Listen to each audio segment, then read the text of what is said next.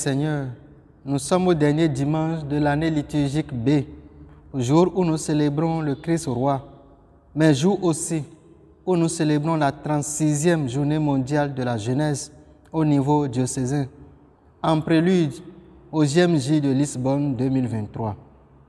Autrefois célébré le dimanche des Rameaux, le pape François a souhaité qu'elle soit désormais fêtée le dimanche du Christ roi pour permettre à chacun de mieux vivre la semaine sainte. Les JMJ et la solennité du Christ roi ouvrent la porte aux 4 semaines qui symbolisent la période qui précède l'incarnation du Fils de Dieu. En ce dimanche, l'Église nous propose de contempler le visage du Christ roi de l'univers. Si cette vision du Christ est située par l'Église au thème de l'année liturgique, c'est pour nous inviter à garder devant nos yeux cette image du Christ comme terme de notre vie, mais aussi comme terme de l'histoire. À travers des langages apocalyptiques, les textes de la liturgie de ce dimanche nous invitent à contempler la royauté du Christ en gloire. Il s'agit d'une royauté fondée sur la relation avec Dieu, mais surtout d'une relation avec la vérité. Oui, chers frères et sœurs, bien-aimés du Seigneur, par son sacrifice, Jésus nous a ouvert le chemin pour une relation profonde avec Dieu. En lui, nous sommes devenus des fils adoptifs et rendus ainsi participants de sa royauté. Cela implique que nous ne devons plus nous laisser séduire par la logique mondaine du pouvoir, mais apporter au monde la lumière de la vérité. Il s'agira ainsi d'entrer dans un royaume qui a pour clé la conversion à la Seigneurie de Dieu.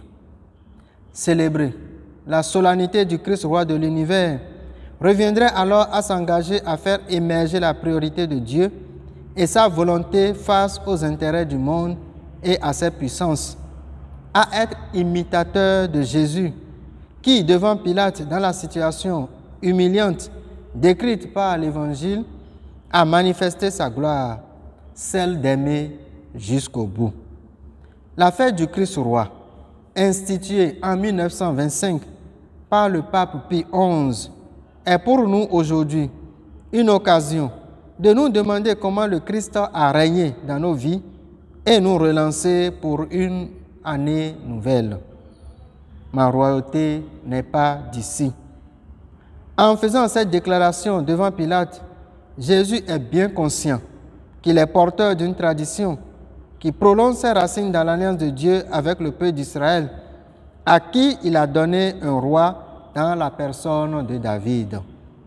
Le texte de la première lecture souligne cet enracinement à travers les mots du prophète Daniel qui décrit le vrai roi d'Israël en l'appelant Fils de l'homme, à qui est donnée domination, gloire et royauté.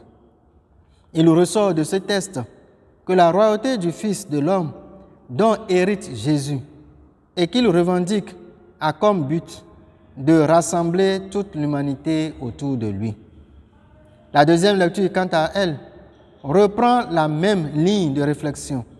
Avec l'image de l'alpha et l'oméga, l'auteur du livre de l'Apocalypse montre que Dieu règne sur tout sans limite de temps et d'espace. Retenons que la reconnaissance du mystère de la royauté du Christ nous permet d'affirmer que nous sommes entrés à la suite de Jésus dans un monde nouveau, un royaume qui est éternel et qui n'est pas de ce monde qu'on voit. Cette reconnaissance a 3 implications essentielles. La première est de reconnaître que le royaume du Christ n'a pas de garde ou de militaires pour se défendre ou se protéger. Il est un royaume spirituel qui s'établit dans le cœur des personnes. Mon royaume n'est pas de ce monde, dit Jésus à Pilate dans l'Évangile. La deuxième implication est de reconnaître que le royaume de Dieu n'a pas de limite.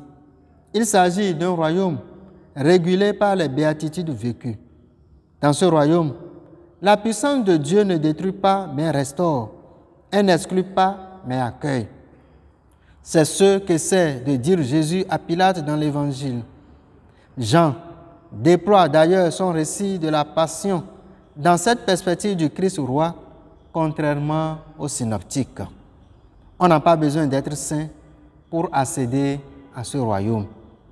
La troisième et dernière implication est l'acceptation de la mission que nous confie le Christ roi. Être ses témoins pour que le monde croie. Ce témoignage portera sur ce qui fait l'essentiel de notre vie, sur ce qui constitue bien souvent des petits riens, dont la valeur ne se comprend qu'au regard de la foi et avec l'intelligence du cœur. Le règne du Christ s'accomplit dans une liberté qui grandit, dans un pardon qui se donne et se reçoit, dans l'ouverture aux autres qui se situe aux antipodes de l'égoïsme et du narcissisme, et dans une espérance qui demeure tenace au milieu des épreuves. Notre vie chrétienne, dans la mesure où elle est authentique, fait de nous des disciples missionnaires dont le témoignage demeure toujours la meilleure prédication. La foi est le fruit du règne de Dieu en nous. Il nous revient de faire advenir concrètement ce règne parce que nous en sommes les acteurs avec le Christ qui l'a pleinement réalisé. Jésus n'est pas un extraterrestre, il est le Fils de l'homme. Il est Fils et envoyé de Dieu. Ce titre symbolique de Fils de l'homme sera repris dans les évangiles et dans l'Apocalypse de Saint Jean pour désigner Jésus lui-même.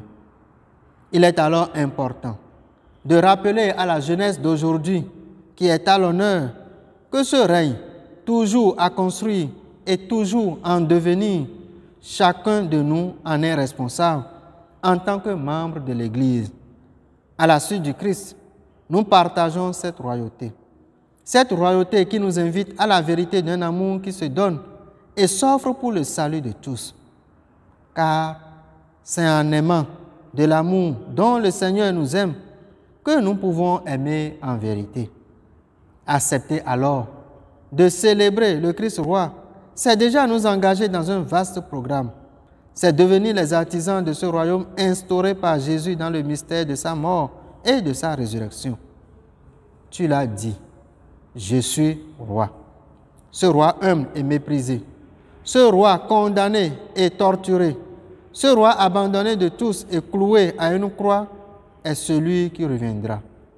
Permets, Seigneur, qu'en partageant cette Eucharistie, nous soyons dès maintenant, par notre foi et notre amour, des témoins et les artisans de ce royaume. Amen.